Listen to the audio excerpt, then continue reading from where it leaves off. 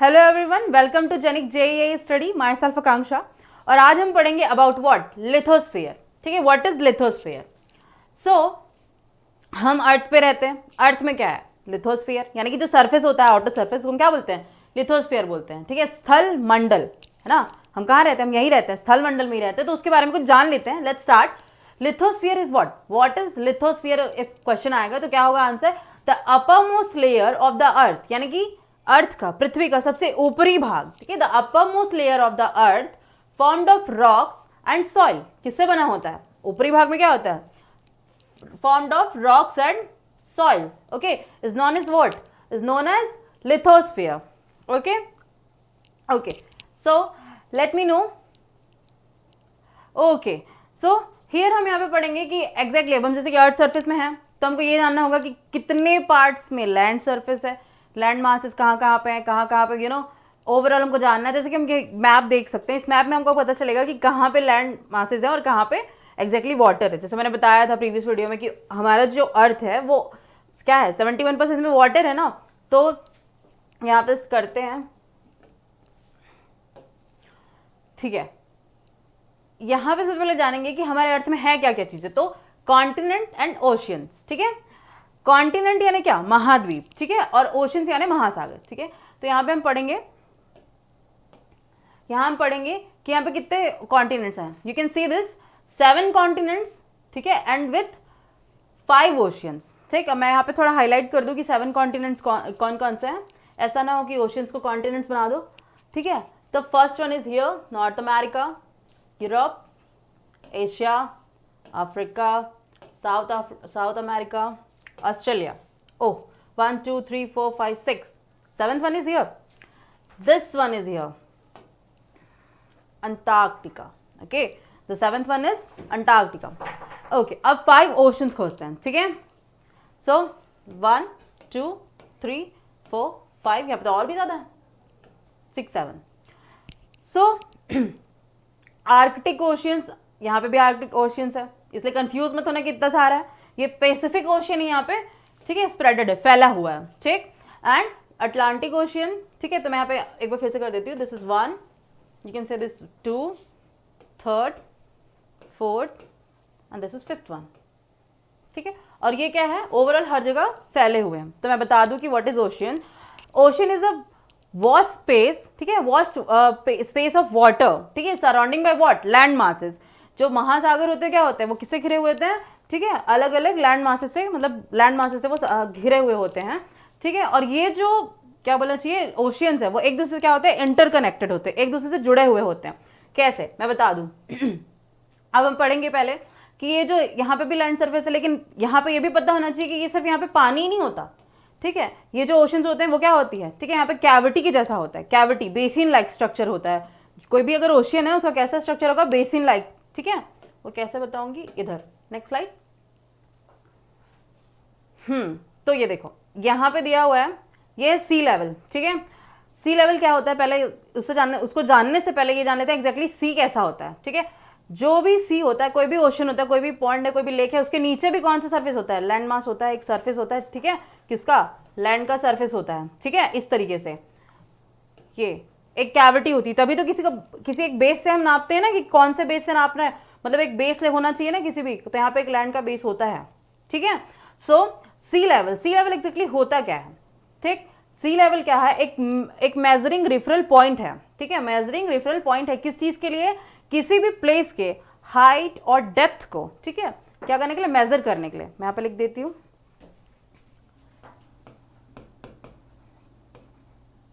ठीक है, height and depth. ठीक है, सो कि हाइट और डेप्थ को मेजर करने के लिए सी लेवल, ठीक है, सी लेवल को क्या करते हैं? एक रेफरल पॉइंट के वे पे यूज करते हैं, एक स्केल की तरह यूज करते हैं। अच्छा, तो जहां से पानी भरे है वहीं से यूज कर लेंगे? नहीं, ऐसा नहीं। ठीक है, मतलब जहां से पानी स्टार्ट हुआ है वहीं से नहीं, ऐसा नहीं होता। पानी एग्जैक्टली जब जो लेवल होता है, वाटर लेवल होता है, जब वो इक्वल रेंजेस पे होगा। ठीक है, जब वो इक्वल रेंजेस पे होगा, जब लास्ट, ठीक है, लास्ट क्या बोलना चाहिए? लास्ट यहाँ पे जो मतलब लैंड मास है उसके लास्ट क्या बोलना चाहिए? रेंज, मतलब उसके मास के यहाँ पे एग्जैक्टली जिस तरीके से यहाँ पे देख पा रहे हो, सब कुछ क्लियर करके मैं ये वाला पोर्शन, ठीक है। यहाँ पे देख सकते हैं कि पानी सिर्फ यहाँ तक चढ़ा हुआ, यहीं तक है, तो ये क्या होगा, सी लेवल। यहाँ से हम क्या करेंगे, इसको 0 मीटर मान के क्या करेंगे, किसी भी प्लेस का, ठीक है, हाइट और डेप्थ को क्या करेंगे, मेजर करेंगे। आई होप कि सी लेवल आप लोगों को समझ आया होगा कि सी लेवल एग्जैक्टली है क्या।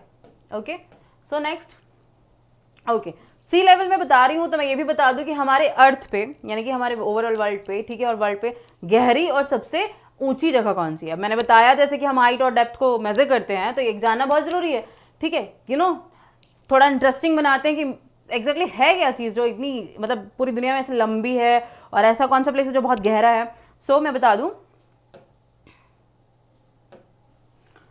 माउंट एवरेस्ट, ठीक है, माउंट एवरेस्ट एक ऐसा एवरेस्ट है, ठीक है, जिसका हाइट कितना है, 8,848, क्लियर कर देती हूँ,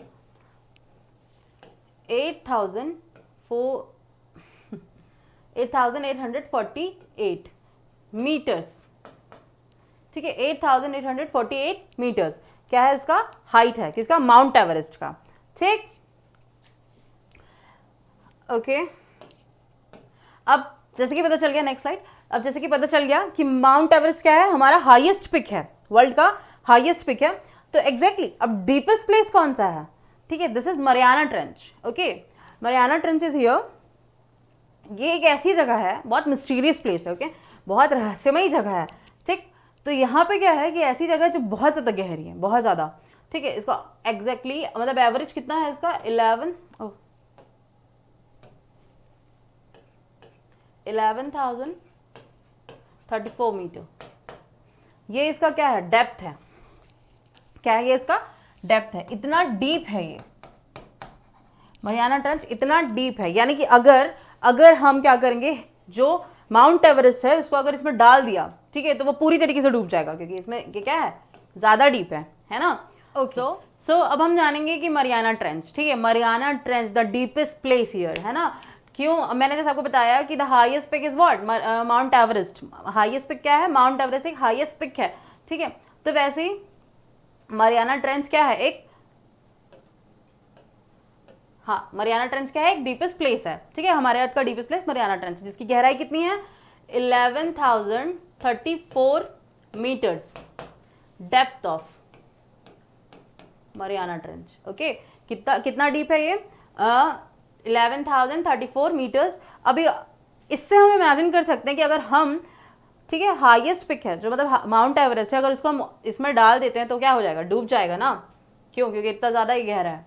तो वैसे तो ये एक टॉपिक था, नेक्स्ट स्लाइड, ये एक टॉपिक था जिसमें बताना चाह रही थी कि सी लेवल के थ्रू, मतलब ये सब लिथोस्फीयर है और सी लेवल है, ठीक है, ये सब कॉन्सेप्ट थोड़ा क्लियर करना चाह रही थी, बट हमारा मेन टॉपिक है कि हम लेयर्स ऑफ लिथोस्फीयर के बारे में पढ़ेंगे, layers of lithosphere and rocks, है ना। जैसे कि हम एग्जैक्टली रॉक्स लिथोस्फीयर में क्या पढ़ रहे हैं कि ये क्या है, मतलब एक अपर मोस्ट लेयर है, किससे किससे बना था, रॉक्स एंड सॉइल से, लेकिन वो पता है कि क्या है, कि सॉइल क्या है, ठीक है, किसके टूटने से बनते हैं, रॉक्स के टूटने से बन जाते हैं सॉइल, है ना। तो वैसे अब हमको पहले जानना है, अब हमको, लेकिन हमको जानना होगा कि रॉक्स कहाँ से आते हैं, किसी ने सोचा, ठीक, कि रॉक्स कहाँ से आते हैं, तो उसको जानने से पहले दिस इज इंपॉर्टेंट कि हम क्या जाने कि लेयर्स ऑफ अर्थ, है ना, क्या क्या लेयर्स हैं, लेयर्स क्या, मतलब बाहर से तो पता है कि अर्थ कैसा दिखता है, अंदर से हमारा अर्थ कैसा है, तो यू कैन सी दिस कि ये कैविटी के जैसा है, बिल्कुल, यहाँ पे एक बाउल जैसा दिख रहा है, ठीक, तो ये क्या है, एक बाउल जैसा है, तो इसके भी कुछ लेयर्स है, तो आगे इसको डिस्क्रिप्टिव मैनर में पढ़ेंगे हम थोड़ा डिटेल में कि लेयर्स कैसे कैसे हैं। Next slide. Okay, so this is the internal structure, है ना, इंटरनल स्ट्रक्चर ऑफ व्हाट, अर्थ, ये अर्थ का क्या है, कि इंटरनल स्ट्रक्चर है।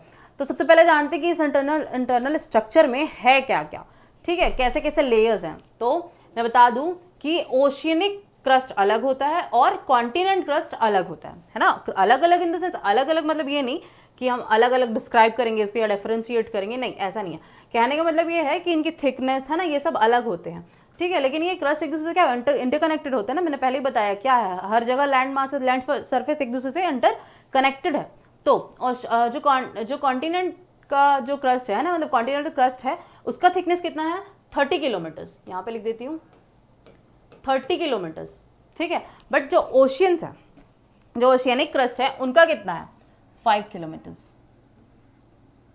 ठीक है, 5 किलोमीटर्स, ये उनकी थिकनेस है, यानी उनके लैंड मास की थिकनेस है ना, कि उनका बेस का थिकनेस है, ये बोल सकते हैं। अच्छा, ये तो हो गया फर्स्ट, ठीक है, ये क्रस्ट एरिया हो गया। अब नीचे आते हैं थोड़ा सा, अब नीचे में क्या है, ओके, तो लिथोस्फीयर के नीचे और देखते हैं, तो ये क्या है, ये एस्थेनोस्फीयर है।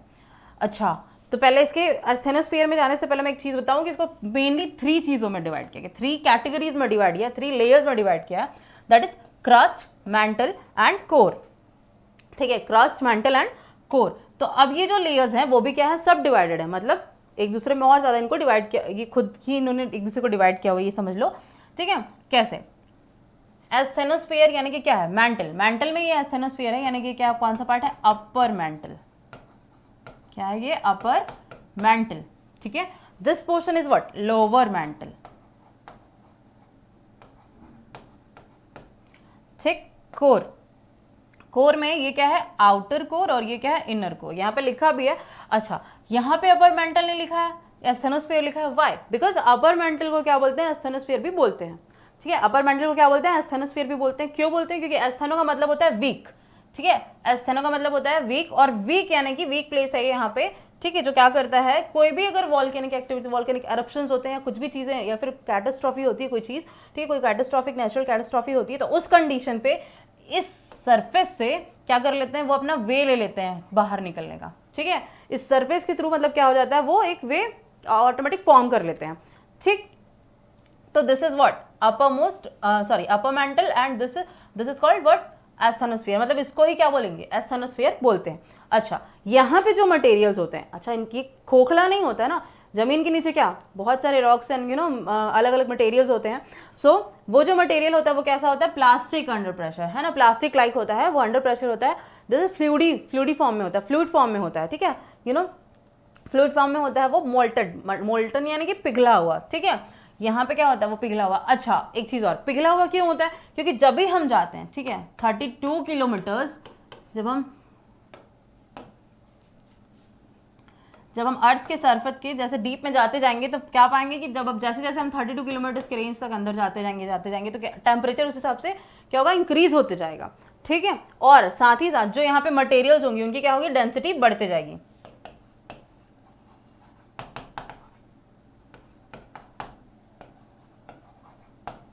Density of material will be what, increase हो जाएगा। ठीक है, वो डेंसिटी क्या हो जाएगी, इंक्रीज हो जाएगी। अच्छा, साथ ही साथ क्या होगा, टेम्परेचर भी क्या होगा, इंक्रीज हो जाएगा। अब क्या, अब नेक्स्ट ये पढ़ लिया कि एस्थेनोस्फीयर में क्या होगा, ये वीक पॉइंट है, यहाँ से वो ले लेंगे। अच्छा, लेकिन ये वॉल्केनिक ओरिजिन कहाँ से होता है, वॉल्केनिक जो एरप्शंस होते हैं वो ओरिजिन फॉर्म एक्चुअली कहाँ से होते हैं, वो भी कहाँ से होते हैं, अंडर सर्फेस, है ना, सर्फेस के अंडर से, हमारा जो अर्थ है उसकी सर्फेस के नीचे से ही होते हैं। कौन से पार्ट से, ठीक, लोअर मैंटल से। कभी सोचा किसी ने कि ये ज्वालामुखी एग्जैक्टली आती कहाँ से, तो वो आती यहाँ से, लोअर मैंटल से। ठीक है, जो लोअर मैंटल पार्ट है वहाँ से आती है। ठीक, यहाँ पे क्या होता है, इतना हायर प्रेशर होता है, ग्रेट प्रेशर होता है कि यहाँ के जो मटेरियल्स होते हैं वो बहुत रिजिड फॉर्म में होते हैं, और इसका एग्जैक्टली मतलब 2985 एवरेज कितना हुआ, 2900 किलोमीटर्स का इसका क्या होता है, एक वास्ट स्पेस होता है, एक अच्छा इतना इनफ स्पेस होता है कि वो क्या कर सकता है, फॉर्म कर सकता है किस चीज़ को, वॉल्केनिक इरप्शंस को फॉर्म कर सकता है। ठीक है, और यहाँ पर मैंने बताया कि टेम्परेचर क्या होता है, इंक्रीज होते जाता है। अच्छा, अब आते हैं कोर में। ठीक है ना, अब यहाँ ये सारी क्या है, ये बाउंड्रीज है। ठीक है, तो ये I think you can understand कि ये कैसे है। ठीक है, तो ये बाउंड्रीज कैसे, जैसे कि 2900 किलोमीटर्स होता है ना, उसके जस्ट बियॉन्ड क्या हो जाएगा, कोर स्टार्ट हो जाता है। ठीक है, तो कोर भी क्या है, सब डिवाइडेड है, किसमें, आउटर कोर में और इनर कोर में। ठीक है, आउटर कोर और इनर कोर में। सो आउटर कोर कैसा होता है, वहां लिक्विड फेजेस होते हैं। ठीक है, आउटर कोर में क्या होता है, लिक्विड फेज होता है, यानी वहां पे जो मटेरियल होगा वो कौन से फॉर्म में होगा, लिक्विड फॉर्म में होगा। ठीक है, वहां पे जो मटेरियल्स होंगे वो कैसे फॉर्म में होंगे, लिक्विड।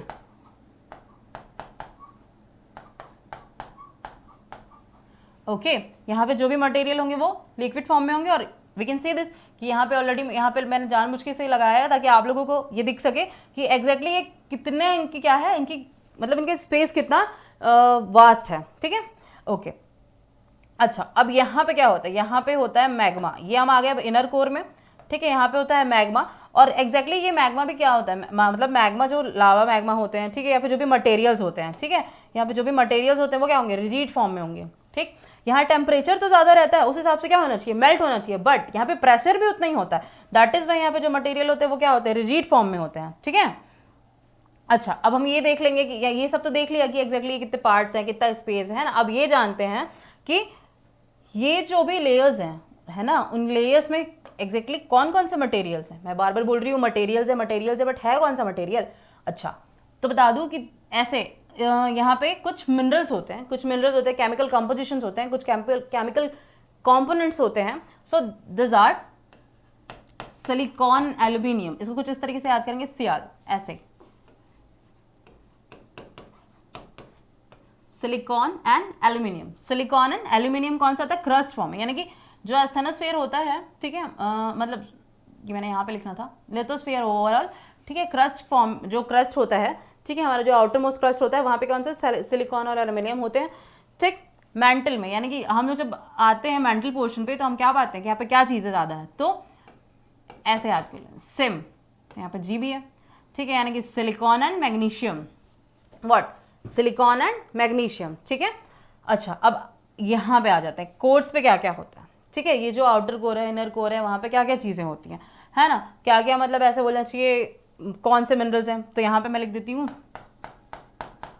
नाइफ, चाकू होता है, नहीं, एग्जैक्टली यहाँ पे होता है निकेल और फेरस, आयरन, है ना, निकेल और आयरन। फेरस क्यों, क्योंकि फेरस क्या है, केमिकल नेम है, ठीक है, आयरन, ठीक। ये सारी चीज़ें यहाँ पे, एक मिनट, ये सारी चीज़ें होती हैं, ठीक, ये सारे मिनरल्स यहाँ पे प्रेजेंट होते हैं। तो आई होप कि आपको अंडरस्टैंड हुआ होगा, कि मतलब समझ आया होगा क्या क्या चीज़ें, कौन कौन से लेयर्स हैं, वहाँ पे कौन कौन से कंपोनेंट्स एग्जैक्टली होते हैं, और कितना कितना वास्ट होता है, ठीक है। और मैं यहाँ पे शायद मैंने बताया आपको, कि फिर भी मैं एक बार कॉल करा दूँ, कि यहाँ पे ही मतलब ये लोअर मेंटल में क्या होता है, ओरिजिनेट होता है किन सब चीज़ों का, ठीक है, कोई भी कैटास्ट्रॉफिक एक्टिविटीज़ हैं, ठीक है, कोई भी इंसिडेंट है या फिर एक्सीडेंट है जो कैटास्ट्रॉफिक एक्सीडेंट है, या फिर कुछ भी ऐसा कंडीशंस है, या फिर क्या है, वॉल्केनिक इरप्शंस मैंने बोला था, ठीक है, वो यहीं से ही फॉर्म होती है, ठीक है, कहाँ से, लोअर मेंटल से, ठीक, क्योंकि यहाँ पे इतना ज़्यादा प्रेशर होता है, ठीक। और क्योंकि यहाँ पे होता है, यहाँ पे से जब फॉर्म हो जाता है तो क्या होता है, ये वीकर पॉइंट से क्या हो जाता है, वो सीधे कहाँ चले जाता है, हमारे अर्थ सरफेस में, ठीक। Okay, next. अच्छा, तो next is what here, rock. अब मैंने जैसे बताया कि हम अंडर सरफेस के बारे में पढ़ रहे हैं, क्योंकि हमको जानना है एग्जैक्टली क्या, कि रॉक फॉर्मेशन, है ना, रॉक के बारे में जानना, क्योंकि सॉइल के बारे में तो हमको पता है कि सॉइल कैसा फॉर्म होता है, बट रॉक, अच्छा, तो rock is here, a rock is what, a rock is any naturally occurring solid mass aggregate of minerals, mineraloid matter, mineraloid matters. It is categorized by the minerals included, its chemical composition and the way in which is formed. Okay? कहने का मतलब है कि कोई पत्थर होता है, वो क्या होता है, ये एक नेचुरल होता है ना, एक नेचुरल सॉलिड मास है, इसको किसी ने ऐसे जोड़ जोड़ के तो नहीं बनाया, चिपका के तो नहीं बनाया, एग्जैक्टली ये नेचुरली प्रेजेंट है यहाँ पे, है ना। और ये एग्जैक्टली इनका कॉम्पोजिशन है कैसा, तो ये किससे मिलकर बने होते हैं, इनमें क्या होता है, एक बॉन्ड होता है, केमिकल, इनके अंदर भी क्या होता है, केमिकल बॉन्ड, केमिस्ट्री में जैसा पढ़ा बिल्कुल वैसे भी ये पत्थर भी, इनके अंदर भी क्या होते हैं, केमिकल बॉन्ड की वजह से क्या होते हैं, इनके अलग अलग शेप होते हैं, अलग अलग साइज होते हैं, ठीक है। अच्छा, और ये इनमें क्या होता है, ये केमिकल, इनमें अलग अलग केमिकल कंपोजिशन, मतलब केमिकल कंपोनेंट्स भी होते हैं, जैसे अलग अलग मिनरल्स, मैंने क्या बताया, सिलिकेट, एल्यूमिनियम्स, आयरन, निकल, ये सब क्या, इन सब की वजह से तो फॉर्म होंगे। एक्चुअली जब ये जमीन से ही निकलते हैं तो इनमें वो सारी चीज़ें क्या होती है, प्रेजेंट होती हैं। Okay, next slide.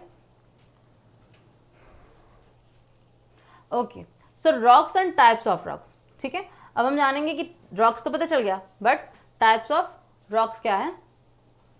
First is igneous rock and then metamorphic rock and sedimentary rock, ठीक है। इग्नियस रॉक क्या होता है, मेटामॉर्फिक रॉक क्या होता है, ठीक, सेडिमेंट्री रॉक क्या होता है। So next slide.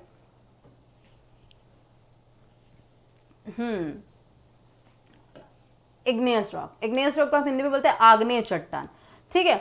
ये जो वर्ड है igneous, actually it is derived the word from fire, इसका मीनिंग होता है फायर, आग, ठीक है। ये कहाँ से लिया गया, फायर, वर्ड फायर से लिया गया, इसका मीनिंग है fire.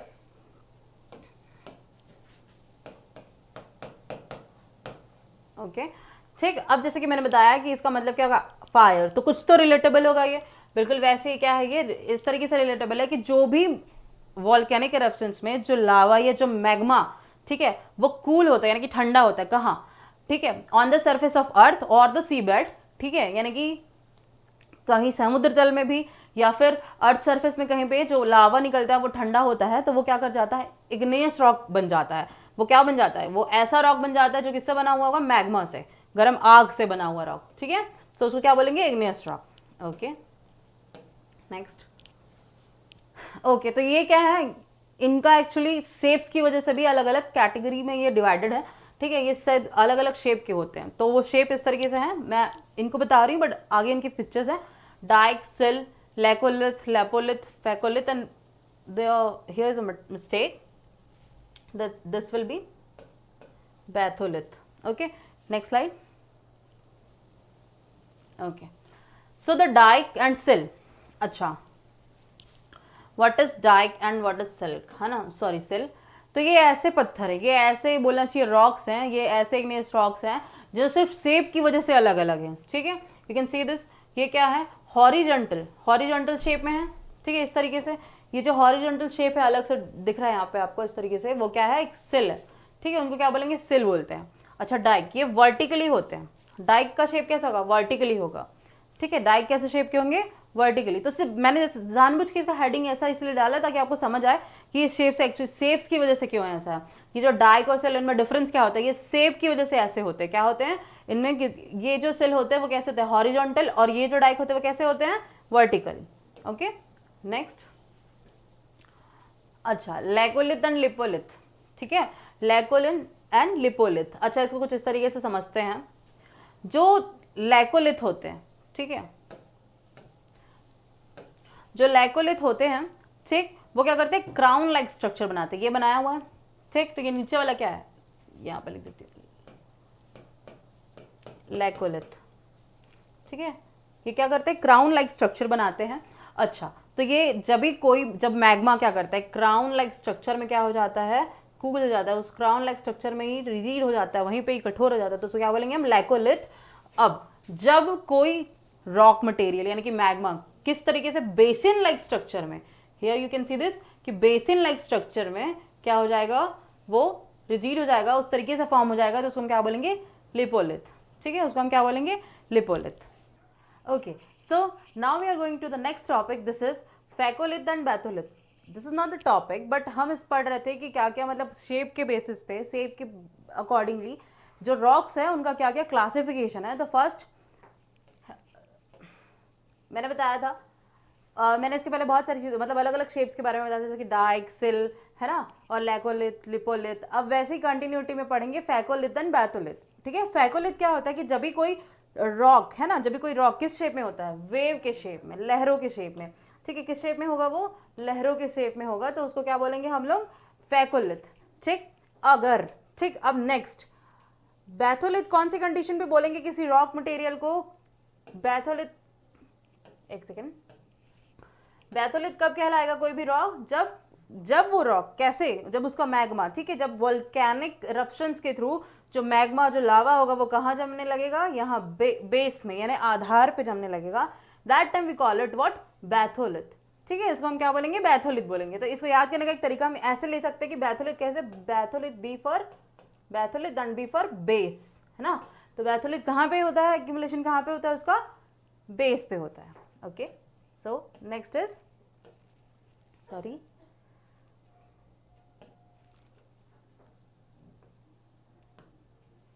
okay, so we're coming to the next topic is types of igneous rocks. ठीक है, क्या क्या टाइप्स है इग्नियस रॉक के, क्या क्या किस किस टाइप्स के होते हैं. तो मतलब types of that means examples हैं ये. ठीक है, ये किस टाइप के होते हैं. तो ये इसमें दिया हुआ है granite. Let me tell you the thing is कि जो हमने देखा था, मैं आपको स्लाइड पे बताती हूँ. ये ग्रेनाइट पहले आप देख लेते कि क्या क्या है. ग्रेनाइट है, रायोलाइट है, gabbro and basalt.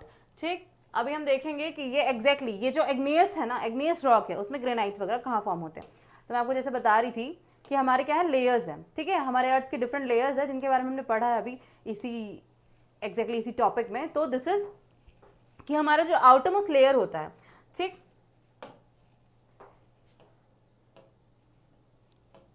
This one. ठीक है, ये मतलब जो अपर मेंटल का एरिया होता है. ठीक है, यहाँ पे इस तरफ मतलब ये क्या होता है, मेंटल, ठीक है, crust, mantle and then what, core. तो इस तरफ जो मतलब क्रस्ट एरियाज होते हैं वहां पे क्या होता है, ग्रेनाइट फॉर्मेशन होता है. क्या होता है, ग्रेनाइट का फॉर्मेशन थ्रू व्हाट, क्या, इग्नियस रॉक्स. यहीं से ही क्या होते हैं, बनने लगते हैं, यानी कि हमारे सबसे ऊपर का, यानी कि हमारे अर्थ का सबसे ऊपर का क्या है, अपर मोस्ट लेयर क्या है, किस मतलब कौन सा रॉक होगा, इग्नियस रॉक होगा। ओके, सो आई होप ये आप लोगों को समझ आया होगा। आगे कंटिन्यू करते हैं विथ, कहाँ थे हम लोग की, टाइप्स ऑफ इग्नियस रॉक, तो that are okay, granite, rhyolite, gabbro and basalt, ये सब क्या है, इग्नियस रॉक्स के एग्जांपल्स हैं। मतलब ये क्या है, उनके टाइप्स है। ये सारे किस में आते हैं, ये सारे रॉक्स किस में आते हैं, ये सारे रॉक्स किस में आते हैं, इग्नियस रॉक्स में आते हैं। ठीक है, इनका देख सकते हो कि अलग अलग स्ट्रक्चरल, ठीक है, अलग शेप क्या है, अलग अलग स्ट्रक्चर है, अलग अलग शेप है। तो ये सब किस में है, ये किसके अंडर आते हैं, इग्नियस रॉक्स के अंदर आते हैं।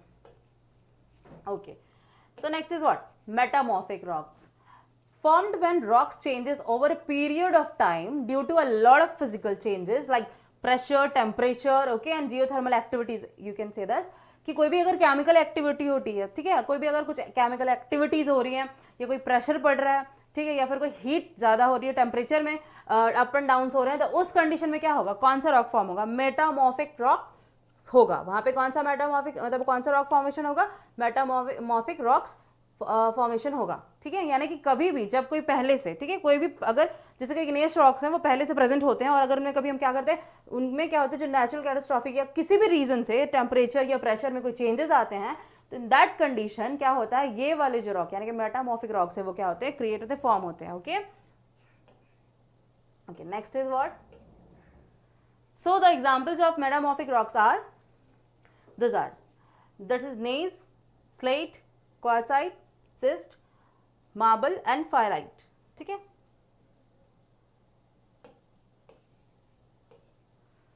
ओके, आई होप कि आपको मेटामॉर्फिक समझ आएगा। ये सारे क्या होते हैं, इनका बेसिक यानी प्राइमरी रॉक कौन सा होता है, इग्नियस रॉक। ठीक है, सारे रॉक्स क्या है, ये एक रॉक्स के टूटने से, प्रेशर्स में, मतलब एक रॉक के डिफरेंट डिफरेंट इफेक्ट्स की वजह से डिफरेंट डिफरेंट रॉक्स बने हैं। ठीक है, सिर्फ एक ही रॉक होता है, मतलब जनरली रॉक क्या है, मेनली क्या होता है, इग्नियस रॉक होते हैं, बट उनका अलग अलग चेंजेस है, उनके में क्या होता है, कभी कभी इनके में रूपांतरण होने लगता है, कभी कभी वो क्या होता है, अपने काया बदल लेते हैं, तो इस तरीके से क्या होता है, वो अलग अलग शेप लेते हैं, और इस वजह से उनका नाम बदल जाता है। तो here we will study about what, sedimentary rocks. ठीक है, सेडिमेंट्री व्हाट, नाम से पता चल रहा है सेडिमेंटेशन होता है। ठीक है, क्या होगा, they are formed at the accumulation and cementation of fragments of early rocks और मिनरल्स एंड ऑर्गेनिजम्स। ठीक है, ये ऐसे रॉक्स होते हैं जो पुराने, जो भी ऑर्गेनिजम्स होंगे, ठीक है ना, या फिर कुछ भी क्या होगा, कोई भी फ्रेगमेंट होगा पुराने रॉक्स का। ठीक है, जैसे कि क्या होगा, ये कैसे बनेंगे, जब भी क्या होता है, अगर कोई पत्थर टूटेगा, ठीक है, तो उन टूटे हुए फ्रेगमेंट्स के थ्रू वो क्या होंगे, आपस में एक्यूमुलेट हो जाएंगे, तब जाके क्या बनेगा, सेडिमेंट्री रॉक बनेगा। ठीक है, वन मोर टाइम, कि सेडिमेंट्री रॉक कब बनेगा, जब क्या होगा, यहाँ पे सीमेंटेशन का मतलब क्या होता है, सीमेंट में क्या होता है, जोड़ देना किसी चीज को, बिल्कुल उसी तरीके से सेडिमेंट्री रॉक में भी क्या होगा, जो डिफरेंट डिफरेंट रॉक्स हैं वो क्या करेंगे, आपस में एक्यूमुलेट होंगे, एक साथ जुड़ने लगेंगे। ठीक है, तब वो उस कंडीशन पे क्या होगा, सेडिमेंट्री रॉक्स होंगे। Okay, features of sedimentary rock. ठीक है, क्या क्या उसके फीचर्स है, सेडिमेंट्री में क्या होता है, तब फर्स्ट ऑफ ऑल यहाँ पे हो ना हो, बट मैं ये बता दूं कि इससे क्या बनता है, सेडिमेंट्री रॉक ही क्या होता है, रिस्पॉन्सिबल फॉर क्या, सॉइल फॉर्मेशन। मतलब सॉइल से क्या होगा, मतलब सेडिमेंट्री रॉक्स के टूटने से क्या होगा, ये जब टूट जाएंगे तो क्या बनते हैं, सॉइल्स का फॉर्मेशन होता है, मतलब सॉइल, मिट्टी बनती है। ठीक है, so okay, so first one is what, limestone is used to make cement. Limestone चूना पत्थर है ना, सेडिमेंट्री रॉक जो होते हैं उनमें लाइमस्टोन एक ऐसा पत्थर है जिससे क्या बनते हैं, सीमेंट्स बनते हैं।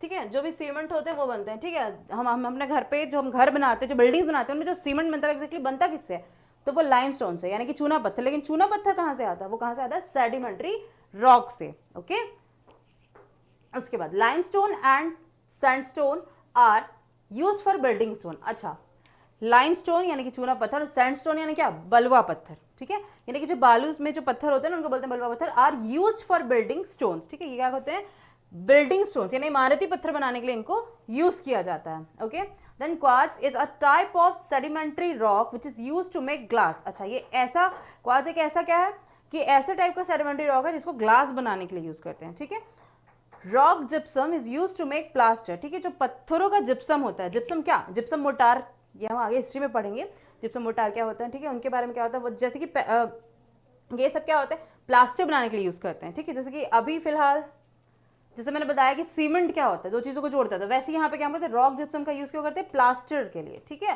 प्लास्टर बनाने के लिए। Then again natural gas, oil, coal and uranium and other energy resources are found in come from sedimentary rock, ठीक है, जो भी एनर्जी सोर्सेज हमारे, जैसे कि कोल, ठीक है ना, कोल क्या है, कोयला, ठीक, कोयला क्या है, इससे क्या होते हैं कि दो डिफरेंट टाइप ऑफ एनर्जीज होती हैं, है ना, वो आती हैं, और यूरेनियम ये हो गया, ठीक है, गैस ऑयल हो गया, जैसे कि जो भी ऑयल्स हैं ना, गैस ऑयल्स हैं, ठीक है, सीएनजी हो गया, या पेट्रोलियम, ये जो भी चीज़ें हैं वो अनदर एनर्जी रिसोर्सेज, जो भी अनदर मतलब अदर भी जो एनर्जी रिसोर्सेज है वो कहाँ से आती है, आप फॉर्म ना कम फ्रॉम सेडिमेंट्री रॉक, यानी कि जितने भी एनर्जी सोर्स है वो कहाँ से आएंगे, सेडिमेंट्री रॉक से आएंगी, ठीक।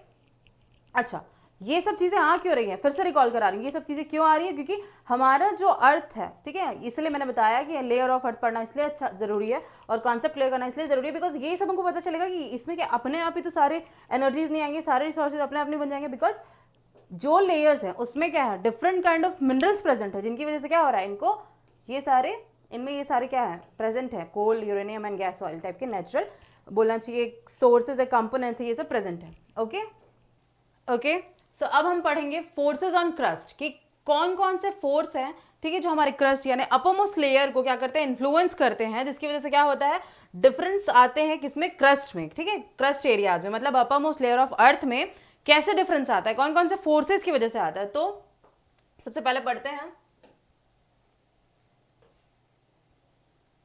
ओके तो ये दो फोर्सेस हैं, ठीक, कौन कौन से फोर्सेस हैं, एंडोजेनिक एंड एक्सोजेनिक फोर्स, ठीक है, the name of the force are क्या क्या, एंडोजेनिक एंड एक्सोजेनिक। एंडोजेनिक का मतलब होता है इंटरनल फोर्स, इसका मतलब होता है इंटरनल फोर्स, क्या होता है कि ये कौन सा फोर्स है, इसको बोलते हैं हम क्या, इंटरनल फोर्स। इंटरनल नाम से ही पता चल रहा है कि अंदर की तरफ से, ठीक है, क्या होगा, ये फोर्स कहां से लगेगा, अंदर की तरफ से, मतलब जो ये पृथ्वी का भाग है उसके अंदर की तरफ से फोर्स आएंगे, ठीक है, अंदर की तरफ से क्या आएंगे, फोर्स आएंगे, तो क्या होगा, वो फोर्स क्या कहलाएगा, एंडोजेनिक फोर्स। अच्छा, व्हेन क्या होगा कि जब एक्सोजेनिक फोर्स कैसे लगेगा, जब कोई फोर्स, जब कोई बल बाह्य, ठीक है, बाह्य तरफ से यानी कि बाहरी तरफ से, ठीक है, एक्सटर्नली, ठीक है, क्या करेगा, अफेक्ट करेगा क्रस्ट को, ठीक है, तो उसको क्या बोलेंगे, exogenic, that means external.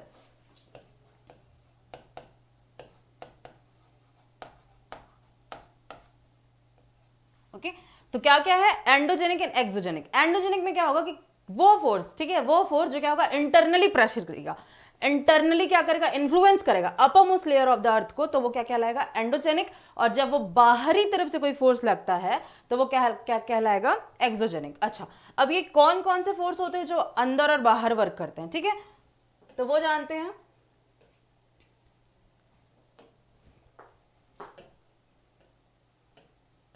Okay, इसको एक क्लासिफाइड वे में पढ़ते हैं, क्लासिफिकेशन की तरह, ठीक है, एक रे डायग्राम है जिसमें हमको पता चलेगा कि एंडोजेनिक कैसे होगा, कैसे वर्क करेगा, और एक्सोजेनिक कैसे वर्क करेगा, ठीक है।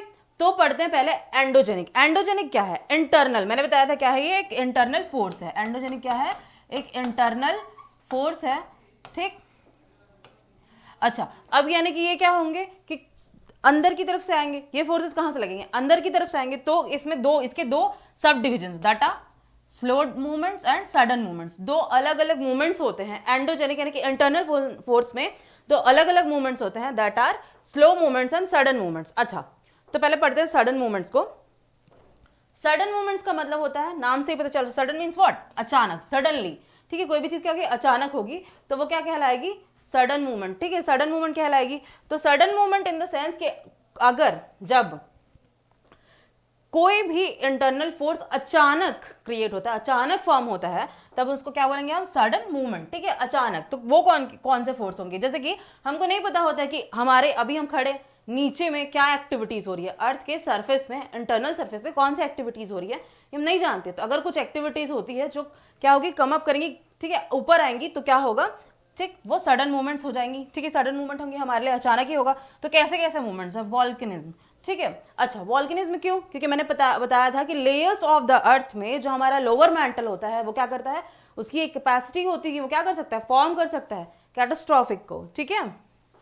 तो वॉल्केनिज्म, ठीक, अर्थक्वेक्स, ठीक है, यानी कि भूकंप, ये सब चीजें क्या, वॉल्केनिज्म में तो ज्वालामुखी, ठीक है, ज्वालामुखी विस्फोट हो गया, और अर्थक्विक मतलब ठीक है क्या होगा, भूकंप। अगर ये सारी चीजें क्या करेगी, अफेक्ट करती हैं सडन मूवमेंट की तरह, अचानक ही होता है ना, पहले से तो किसी को पता नहीं होता कि क्या होगा, क्या कैसे मतलब अर्थक्विक आने वाला है, कैसे आने वाला है, वॉल्केनो कैसे होगा, ये सब चीजें ये हमको पता होती क्या, नहीं, ये सब क्या होंगी, सडन मूवमेंट्स।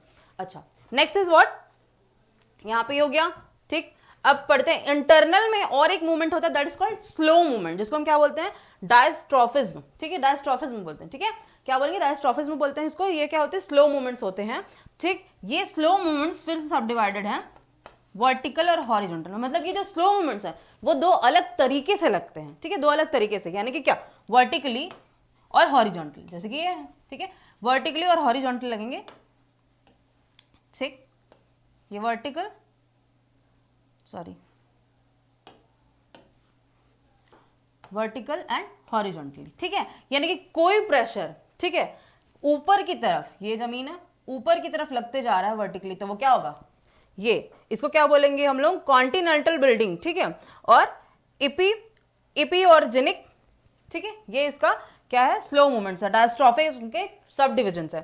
अच्छा हॉरिजॉन्टली जब लगेगा तो हम इसको बोलेंगे ऑरोजेनिक, ठीक है, इसको क्या बोलेंगे, ऑरोजेनिक। तो हॉरिजॉन्टल मतलब क्या, जैसे ये लेयर्स है तो ये क्या करेगा, धीरे धीरे ये हॉरिजॉन्टली क्या करेगा, प्रेशर करते जाएगा, इधर प्रेशर बढ़ाते जाएगा, ठीक है, जिसकी वजह से क्या होगा, क्रस्ट में मूवमेंट्स होंगे। और मैंने बताया था कि क्रस्ट में मूवमेंट्स क्यों होते हैं, क्योंकि वो क्या होता है, एज कंपेयर टू जो इंटरनल सर्फेस के जो लेयर्स है उनके कंपेरिजन में क्या होता है, वो थोड़ा वीक और पतला होता है, उसमें मूवमेंट जल्दी होते हैं, ठीक है, फ्लूइडिटी होती है उसके जस्ट नीचे लेयर में, ठीक है।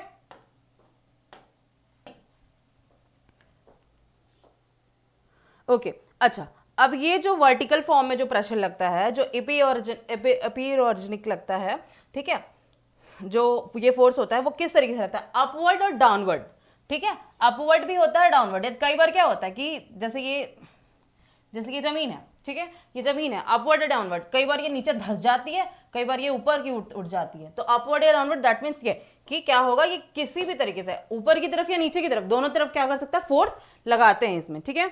अच्छा अब ये जो हॉरिजॉन्टल है इसमें क्या होता है, फोर्सेस ऑफ कंप्रेशन, यानी कि सेम चीज यहाँ पे भी वही है, कंप्रेशन यानी कि वो चीज दब जाएगी, बिल्कुल ऐसे, ठीक है, क्या होगी वो चीज, मतलब जमीन क्या होगी, दबने लगेगी, या ये क्या होगा, क्रस्ट फॉर्म जो हमारा क्रस्ट एरिया होगा वो दबने जैसा हो जाएगा। और टेंशन यानी कि वो क्या होगा, दरार पड़ती है, जैसे कि मैंने बताया कि दीवार में क्या होगी, दरार जैसे क्यों पड़ती, क्या होता है, वह टेंशन क्रिएट होता है, तनाव क्रिएट होगा, है ना, टेंशन क्रिएट होगा, जिसकी वजह से क्या होगा, चेंजेस आएंगे हमारे क्रस्ट एरियाज में, जैसे कि दीवार में होता है, बिल्कुल वैसे ही, ठीक। मैंने फर्स्ट पिक्चर तो दिखाई थी फोर्सेस ऑन क्रस्ट पे, बिल्कुल वैसे ही क्या होंगी, दरार पड़ने लगेगी, जब खिंचाती कुछ तो क्या एकदम, जब एकदम एक्सट्रीम लेवल पे खिंचा जाती है, जब एकदम एक्सट्रीम लेवल पे क्या हो जाएगी, उसमें टेंशन पड़ेगा तो क्या होगा, वो टूटने लगती है, तो उस तरीके से होगा, ठीक। तो ये होगा हमारा एंडोजेनिक। अब पढ़ेंगे व्हाट इज एक्सोजेनिक, ठीक है, मैंने बताया था कि एंडोजेनिक क्या है, इंटरनल, और एक्सोजेनिक क्या है, एक्सटर्नल, ओके। तो एक्सोजेनिक का मतलब होता है एक्सटर्नल, और एक्सटर्नली क्या होगा, जैसे नीचे से अब नहीं लग रही तो क्या ऊपर से, है ना, तो वैसे ही क्या क्या चीजें अफेक्ट करेंगी, वेदरिंग, इरोजन और डिपोजिशन। अच्छा वेदरिंग मतलब कुछ भी क्लाइमेटिक, ठीक है, कुछ भी ऐसा, कोई भी ऐसी कंडीशन हो रही है जो क्लाइमेट की वजह से क्या हो रही है, ठीक है, इन्फ्लुएंस करेगी क्रस्ट एरिया को, तब वो होगा, ठीक है, फिजिकल, केमिकल, बायोलॉजिकल। अच्छा फिजिकल, केमिकल, बायोलॉजिकल, इसका मतलब ये है कि जो भी वेदर होगा वो अफेक्टेड होगा, और उसकी वजह से वो फिजिकली, मतलब यहाँ पे दोनों कंडीशन अप्लाई होंगी कि वेदर अफेक्ट होने के बाद क्या करेगा, वेदर जैसे कि हमारा फॉर एग्जाम्पल अभी रिसेंट का हम एक एग्जांपल ले सकते हैं, जो कोरोना वायरस है, ठीक है, जिसकी वजह से क्या हो रहा है कि अभी हम सब यहाँ पे ज़्यादा पॉल्यूशन, मतलब जो पॉल्यूशन है वो पॉल्यूशन लेवल रेट थोड़ा क्या डाउन हो गया है, ठीक है, तो जिसकी वजह से क्या हो गया, बाकी सिटीज़ में कम हो गया है, ठीक है, दिल्ली को छोड़ के, एक्सेप्ट दिल्ली। तो ये कहने का मेरा मतलब है कि जो भी हमारा पॉल्यूशन का लेवल है वो क्या करता है, किसको इन्फ्लुएंस करता है, हमारे क्या बोलना चाहिए, एनवायरमेंट को, ठीक है, क्या करता है, अफेक्ट करता है, जिसकी वजह से हमारा क्लाइमेट वगैरह सब भी क्या होता है, अफेक्टेड होते हैं, फिजिकली, केमिकली, बायोलॉजिकली, है ना, क्योंकि मल्टीपल थिंग्स है जिसको हम यूज करते हैं, और वो क्या होता है, डिफरेंट कैटेगरीज में डिवाइडेड है, ठीक है। तो ये सब क्या करेंगे, इसको अफेक्ट करेंगे, और ये क्या करेगा, जब वापस से बारिश होगी या कुछ बोलना चाहिए, जो सन के रेज है ना, ओजोन लेयर है, अगर वो अफेक्टेड होता है तो वो क्या करेगा, हमारे क्रस्ट एरिया को भी क्या करेगा, अफेक्ट करेगा। क्लियर है, okay. Now next is erosion. Erosion in the sense what, कि इरोजन में क्या होगा कि अपरदन, है ना, मिट्टी का कटाव पड़ते हैं हम, ये सब चीजें, तो वो कैसे होने लगती है, बहुत सारी चीजें हैं, मल्टीपल थिंग्स है ना, हमने बहुत सारी चीजें पढ़ी हैं, जैसे कि क्या इरोजन में कैसे कैसे होगा, रनिंग वाटर। अब जैसे मैं ये बता रही हूँ कि क्या होता है जब हम कभी ऐसे ही किसी मिट्टी को, किसी जगह की मिट्टी को हटाना होता है तो हम बहुत फोर्स में पानी डालते हैं वहाँ पे। अगर हम ज़्यादा तेज़ी से रनिंग वाटर, अगर क्या होता है जब भी बारिश होती है तो देखना मिट्टी उड़ती है हल्की सी, तो वो क्या होगा, रनिंग वाटर से भी क्या होगा, मिट्टी थोड़ा इरोजन होने लगता है मिट्टी का, ठीक है। और क्रस्ट एरिया यानी जो अपरमोस्ट लेयर होते हैं, अगर छोटे भी कंकड़ या छोटे भी पत्थर होते हैं, ठीक है, तो वो क्या करते हैं, उड़ने लगते हैं, उखड़ने लगते हैं। ग्राउंड वाटर में भी सेम चीज़ होगी।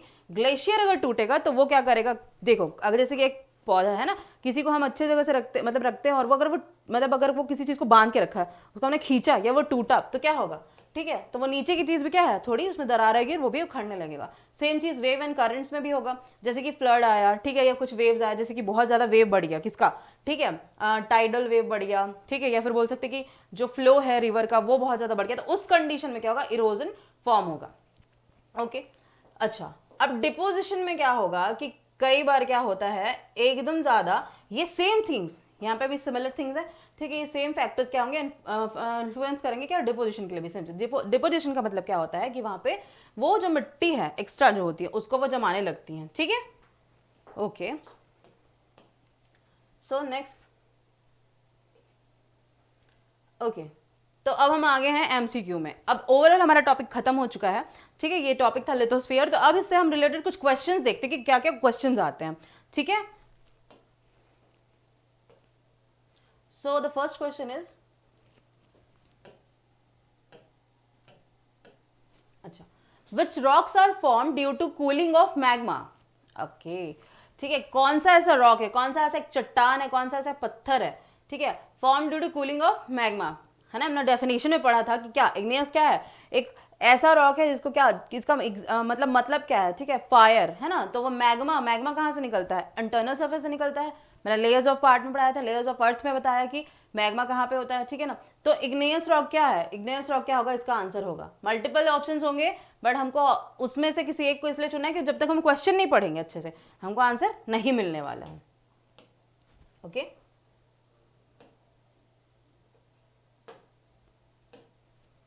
Okay, plutonic rocks is a type of igneous rock, sedimentary rock, metamorphic rock और नन। ओके, प्लूटोनिक किसका होगा, ठीक है। अब जैसे मैंने फोर्सेस बताया तो मैंने ये भी बताया था कि जो ये रॉक्स होते हैं क्या होता है, उनमें सबसे प्राइमरी कौन सा होता है, इग्नियस होता है, ठीक है। प्राइमरी रॉक्स क्या होता है, प्राइमरी रॉक क्या है, इग्नियस रॉक। मतलब एक रॉक है, मैंने बहुत सारी कंडीशन बताई कि मेटामॉर्फिक होता है, सेडिमेंट्री होता है ना, ये सब चीजें होती है। तो क्या होता है कि जो इग्नियस रॉक है वो प्लूटोनिक रॉक का एक टाइप है ना। Okay, so this is the answer कि ठीक कौन सा टाइप है, मतलब प्लूटोनिक रॉक का, प्लूटोनिक रॉक का एक एग्जांपल ये है कि इग्नियस रॉक क्या है, type of what, plutonic rock.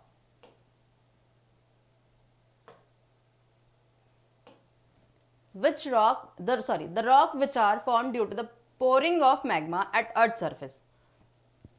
Okay, the rock which are form to pouring of, है ना, पोरिंग मतलब क्या, डालना, है ना, या फिर वापस निकलना उससे। तो क्या, the rocks which are formed, तो ये क्या है कि जो रॉक क्या होंगे, जो पत्थर या जो चट्टान क्या होंगे, जो पत्थर होंगे या जो चट्टान होंगे वो क्या होंगे, ठीक है, क्या मैग्मा के निकलने से बनते हैं, ठीक है। तो क्या होगा ऑप्शन, मैग्मा कहां से निकलता है, सिंपल है, वॉल्केनिक यानी ज्वालामुखी जो होती है उससे क्या होते हैं, मैग्मा निकलते हैं, लावा निकलती है, तो वो ही ठंडा होकर क्या बनता है, ठीक है, रॉक्स में कन्वर्ट होते हैं। तो ये क्या, इसका आंसर होगा वॉल्केनिक रॉक। नेक्स्ट इज, ठीक है, ये सारे क्वेश्चंस बहुत इंपॉर्टेंट है तो इसको पढ़ना जरूरी है। और भी मल्टीपल क्वेश्चंस है, इससे रिलेटेड बहुत सारे क्वेश्चंस आएंगे, ठीक है, बट मैंने कुछ ऐसे सेलेक्ट किया कि आपको इस पे क्या होगा कि इन सब चीजों की एक बेसिक क्वेश्चन है जो हमने पढ़ा है उससे बहुत सारे रिलेटेड क्वेश्चंस आते हैं, ठीक है। So the rocks which are form due to change in character of pre existing rock are, अच्छा, कि जो पहले से रहते हैं रॉक, ठीक है, उनमें चेंज, मतलब वो पहले से जो रॉक्स प्रेजेंट हैं उनमें चेंजेस आते हैं, ठीक है, कैरेक्टर में चेंजेस आते हैं। तो मैंने बताया था डेफिनेशन याद रखिएगा कि मेटामॉर्फिक ऐसा एक रॉक है ना। मेटामॉर्फिक में क्या होता है कि वो ठीक प्रेशर की वजह से क्या करता है, चेंजेबल बोल सकते हैं मेटामॉर्फिक रॉक्स को, कि एक चेंजेबल टाइप का रॉक है जिसमें क्या होता है कि प्रेशर, टेम्परेचर, ठीक है, जो भी जियोथर्मल एक्टिविटीज होती है जिनकी भी वजह से, मल्टीपल फैक्टर्स की वजह से क्या हो जाता है, किसी जो इग्नियस रॉक है उसमें चेंजेस आएंगे तो वो क्या कहला जाएगा, मेटामॉर्फिक रॉक, ठीक। Okay,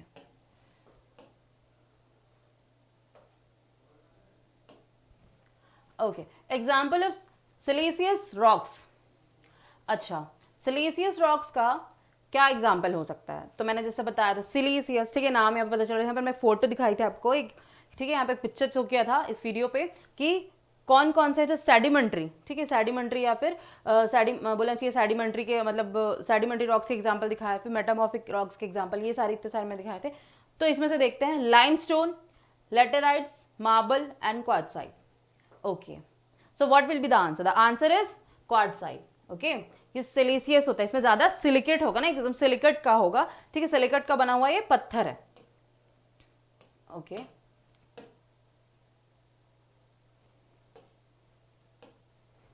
the definite shape of rock is what?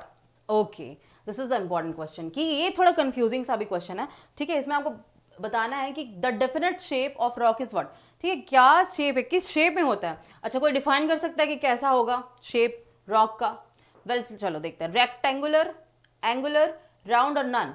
Okay, well मैंने अभी तक एक शेप का, पर्टिकुलर एक शेप का तो देखा नहीं, तो this is the answer none, यानी कि एक डेफिनेट शेप नहीं है रॉक का, वो मल्टीपल है। क्यों? क्योंकि क्या होता है, डिफरेंट डिफरेंट इफेक्ट्स की वजह से, टेम्परेचर, जियोथर्मल एक्टिविटीज या फिर अलग अलग चीज में शेप में होता है ना, वो चेंज हो जाते हैं, ठीक है।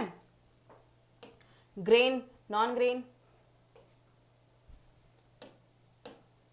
Okay, the rock which contain only mineral is known as, only one mineral is known as, okay, sorry, the question is like the rock which contain only one mineral is known as, ठीक है, polymineralic rocks, monomineralic rocks, tripomineralic rock, none. Question अच्छे से पढ़ते हैं तो फिर answer ऐसे ही मिल जाएगा। The rock which contain only one, ठीक है, one, only contain only one mineral, एक ही मिनरल कंटेन करता है वो, तो क्या पॉली मतलब पॉली मिनरल होगा क्या? No, it's not the answer, ठीक है। पॉली मिनरल इसलिए नहीं होगा कि पॉली का मतलब क्या होता है, बहुत सारे, ठीक है, और मोनो, मोनो मतलब होता है वन, ठीक है, मोनो मतलब होता है सिंगल, ठीक है, यानी ये होगा हमारा आंसर, ठीक है, यानी कि ये दोनों भी तो है नहीं। अब जब हमको आंसर मिल गया तो फिर दोनों में टाइम क्यों वेस्ट करना। Okay, so the next question, energy obtain from the earth is known as, ठीक है, बहुत इजी क्वेश्चन है कि ऐसी एनर्जी जो हमको कहां से मिलती है, अर्थ से, ठीक है, एनर्जी, ठीक है, obtain from the earth is known as nuclear energy, biogas, thermal और जियोथर्मल, जियोथर्मल और थर्मल है ना। तो ज्योग्राफी, भूगोल, ठीक है, अर्थ को क्या बोलेंगे, भू, तो जियोथर्मल इज द आंसर, ठीक है, जियोथर्मल इज द आंसर।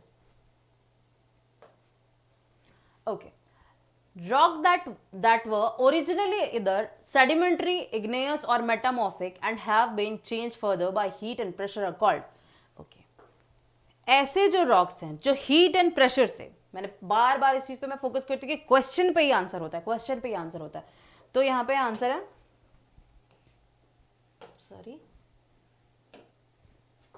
ठीक है, क्या है यहाँ पे क्वेश्चन अच्छे से पढ़ते हैं कि the rocks that were originally the sedimentary, igneous or metamorphic and have been changed further by heat and pressure are called, heat और pressure से क्या होगा, वो चेंज हो जाएगा, ठीक है, हीट और प्रेशर की वजह से क्या हो जाएगा, वो चेंज हो जाएगा, तब वो क्या कहलाएगा, वॉल्केनिक, नो, वॉल्केनिक क्यों कहलाएगा, सेडिमेंटेड, सेडिमेंटेड में तो पढ़ा था कि सीमेंटेशन होगा, ठीक है, जब कोलाइडेशन होगा तब, या फिर जब जो क्या बोलना चाहिए, जो रॉक्स है वो टूटेंगे फिर उसके बाद जमेंगे तब, ये तो it is not the answer.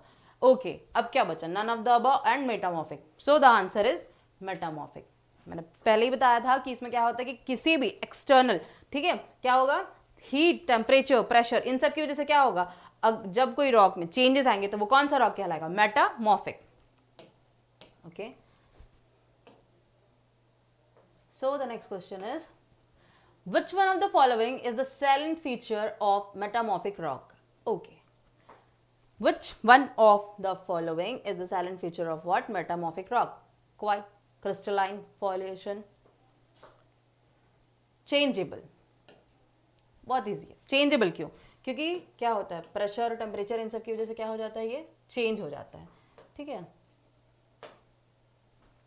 Okay, which one of the following are the two main constituents of granite, ठीक है, ग्रेनाइट के टू मेन, ठीक है, मेन क्या है बोलना चाहिए, मेन कॉन्स्टिट्यूएंट्स क्या है, मेन कंपोनेंट क्या है, तो answer is silica and aluminium, ठीक है, सिलिका एंड एल्यूमिनियम। अच्छा, कि मैंने आपको बताया था लेयर्स पे, ठीक है, ये समझ लो लेयर्स हैं, ठीक है, ये upper mantle, mental, lower mental, इस टाइप का करके। तो मैंने बताया था कि जो लिथोस्फीयर का अपर सरफेस होता है वहाँ पे क्या था, सिलिका और एल्यूमिनियम, सियाल जैसा कुछ बताया था वहाँ पे, तो ये उसका ही बना होता है। मतलब ये इग्नियस रॉक कहाँ से प्रेजेंट होंगे, जो हमारे सबसे पहले हमारा प्राइमरी रॉक क्या होता है, इग्नियस रॉक, और ग्रेनाइट क्या है, हमारे इग्नियस रॉक का एक एग्जाम्पल है, ठीक है, जो क्या होता है, कोर्स ग्रैन्यूल्स में आता है, ठीक है, सॉरी। तो सिलिकॉन एंड एल्यूमिनियम ये है, ठीक है, सिलिकॉन और aluminium is the answer, because जो ग्रेनाइट क्या होता है, इग्नियस रॉक का एक एग्जांपल है, और जो कहाँ पे प्रेजेंट होगा, अपर सरफेस में। Okay, next question. Okay, science of rock is known as what. हर चीज का एक नाम होता है, ठीक है, किसी भी चीज को हम करते हैं तो उस एक्टिविटी का पर्टिकुलर टर्म होता है, ठीक है। तो द क्वेश्चन इज हियर कि science of rock is known as what, mineralogy, mineral science, petrology और आयरनोलॉजी, ठीक है। So the answer is mineralogy, क्या, मिनरल्स की study, logy means what, study ना, तो ये नहीं है आंसर। मिनरल साइंस भी सेम चीज है, नहीं है आंसर। आयरनोलॉजी में सिर्फ आयरन, ठीक है, आयरन के बारे में पढ़ेंगे, तो क्या सिर्फ पत्थर आयरन से बना होता है, नहीं। Petrology is the answer, okay, the answer is what, petrology, कि जिस क्या बोलना चाहिए, रॉक के, जब हम रॉक के बारे में पढ़ते हैं तो स्टडी को क्या बोलेंगे, petrology, okay. Okay, the most abundant rock found on earth crust are, सबसे ज्यादा मात्रा में, ठीक है, सबसे ज्यादा मात्रा में कौन सा रॉक पाया जाता है, ठीक है। तो पढ़ते हैं, igneous rock, sedimentary rock, metamorphic rock और ग्रेनाइट रॉक। अच्छा, मैंने पहले ही बताया कि इग्नियस रॉक क्या हमारा प्राइमरी रॉक है, ठीक है, मेन है, जिसके बाद क्या होता है, मेटामॉर्फिक और सेडिमेंट्री, ये सारे रॉक्स बनते हैं, इनका फॉर्मेशन होता है, तो क्या ज्यादा होगा, ऑब्वियस है, इग्नियस रॉक होगा, ठीक है। So the answer is what, igneous rock. Okay, तो next question is iron is what, iron is a, क्या है आयरन, ठीक है, ferrous metal, non ferrous metal, precious metal, non precious metal, ferrous, non ferrous, precious और non precious, ठीक है। तो iron का केमिकल, जो केमिस्ट्री में हम नेम पढ़ते हैं वो दिस इज, मैंने बताया था, जो कोर पे प्रेजेंट होता है, ठीक है, कोर पे क्या प्रेजेंट होता है, नाइफ, निकल एंड फेरस, ठीक है, निकल एंड फेरस, मैंने बताया था कि ferrous is mean what, iron, तो क्या होगा, answer is here ferrous metal, ठीक है। ये क्लू है जिसके थ्रू हम याद कर सकते हैं कि अगर हमने किसी एक टॉपिक को अच्छा डीपली से पढ़ा, इंटरेस्ट के साथ पढ़ा, ऑब्वियस हम उससे रिलेटेड किसी क्वेश्चन का आंसर तो बिल्कुल दे के आएंगे, और किसी क्या हमको ज्यादा से ज्यादा आंसर देने, तो क्या करना होगा, उस टॉपिक को डीपली और अच्छे से इंटरेस्ट के साथ पढ़ेंगे, तो ऑब्वियस है कि हम उसका आंसर दे पाएंगे। तो answer is what, ferrous metal, okay.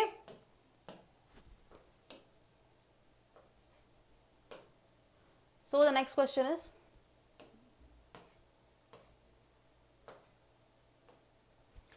the parent material of soils is derived from, okay, क्या है, parent material of soils is derived from, parent material मैंने बताया था। अच्छा चलो इसको थोड़ा ऐसे पढ़ते हैं कि इग्नियस रॉक ये हमारा प्राइमरी रॉक है, तो प्राइमरी रॉक में अगर कुछ चेंजेस होंगे तो वो अलग अलग रॉक्स में चेंज हो जाता है, लाइक मेटामॉर्फिक एंड सेडिमेंट्री। और मेटामॉर्फिक कब बनता है, जब उसमें कुछ प्रेशर और कुछ एक्सटर्नल फोर्सेस होंगे, है ना, या फिर कुछ भी एक्टिविटीज के कारण क्या होगा, वो चेंज हो जाता है। अब सेडिमेंट्री में क्या होता है, वो सिमेंटेशन के थ्रू बनता है, एक्यूमुलेशन के थ्रू बनता है, लेकिन जब वो टूटता है तब क्या बनता है, तब बनता है सॉइल। तो यहाँ पे क्या होगा, मतलब सॉइल्स पेरेंट मटेरियल, यानी कि किस मटेरियल से बनेगा सॉइल, तो answer is here sedimentary rock, ठीक है। ये तीनों चीजों एक दूसरे से क्या है, कोरिलेट करती हैं, तो पहले सबके बारे में अच्छे से पता होगा तभी आप आंसर दे पाओगे कि क्या है आंसर, ठीक है। तो answer is what, sedimentary rock, okay. So the next one, igneous rocks are, मैं बार बार बोल रही थी कि what the igneous rocks are, ठीक है। तो igneous rocks are primary rocks, ठीक है। प्राइमरी रॉक्स क्यों, क्योंकि प्राइमरी रॉक्स इसलिए बोलते हैं क्योंकि ये क्या होता है, यही फर्स्ट रॉक्स होते हैं जिन पे क्या होता है कि डिफरेंट फोर्सेस की वजह से ये चेंज होते हैं, या फिर दूसरे रॉक्स इनसे फॉर्म होते हैं।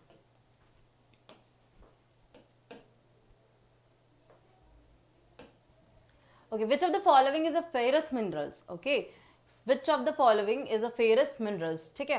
कौन सा इनमें से कौन सा ऐसा है मटेरियल, या कोई भी मतलब ऐसा कौन सा मटेरियल है जो क्या है फेरस मिनरल होगा, कॉपर नहीं, एल्यूमिनियम नहीं, आयरन और यस, वाई, बिकॉज मैंने पहले ही बताया कि क्या है फेरस, ठीक है, एंड आयरन, ठीक, ये सिर्फ नाम यहाँ पे बदला है, बाकी चीज ये एक ही है। तो क्या फेरस मिनरल क्या होगा, आयरन ओर, ठीक है, iron ore is the answer, this is the answer, iron ore is the answer of what, this question.